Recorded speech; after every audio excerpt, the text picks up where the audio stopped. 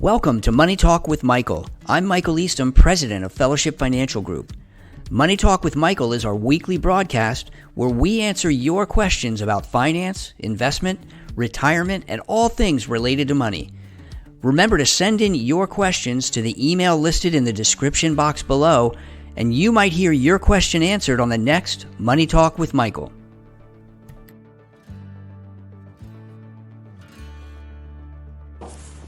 My wife and I inherited a house from a close friend who passed away last year. We just received the title and are deciding whether to keep it or rent it or just sell it and do something else with the money. It's worth about $300,000. What are things that we need to think about when making this decision? Whether or not to become a landlord, that's a question that I get quite frequently. And the essence of this question comes down to a few very important things. Number one, do you want to be a landlord? Are you comfortable in that space? If you've never done it before in your life, then you need to think really hard about whether you are really cut out to be a landlord.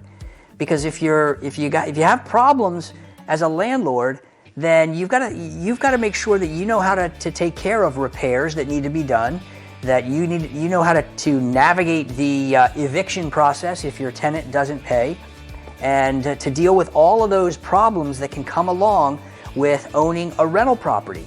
Now, having said that, they're not all bad.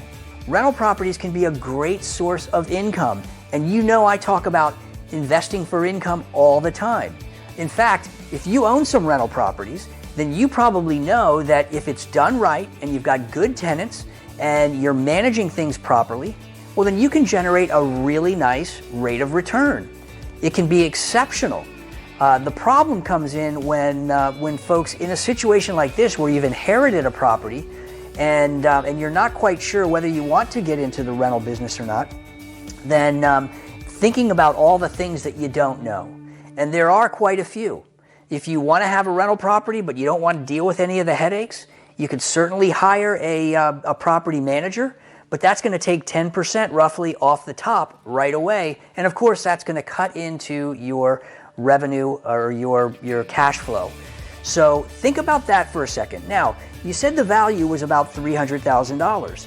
Well, listen, trying to be conservative with a $300,000 investment, you might be able to generate 4% or so, maybe $12,000 to $15,000 in predictable income. So if you're thinking about being a landlord, then you need to make sure that if you're going to if you're going to rent the property out, that you can generate net cash flow to you at least the same amount as you could generate by investing it in a well-diversified, actively managed, income-oriented portfolio. More than that $12,000 to $15,000 or so. And again, just a rough idea. Sometimes it may be a little less, sometimes it may be a little more, depending on your individual and personalized risk profile. So keep in mind, rental properties, they can be great, but they may not be. Every situation is a little bit different. I'd love to help you out if you have further questions. Thanks for submitting that one, and we will talk again in the next Money Talk. Thanks so much for watching. Tune in next Monday for another edition of Money Talk with Michael. And don't forget to send in your questions and check out our website at fellowshipfinancial.com and our social media platforms. And if you'd like, you can schedule a 15-minute complimentary call to get your specific questions answered. Everything you need is listed in the description box below.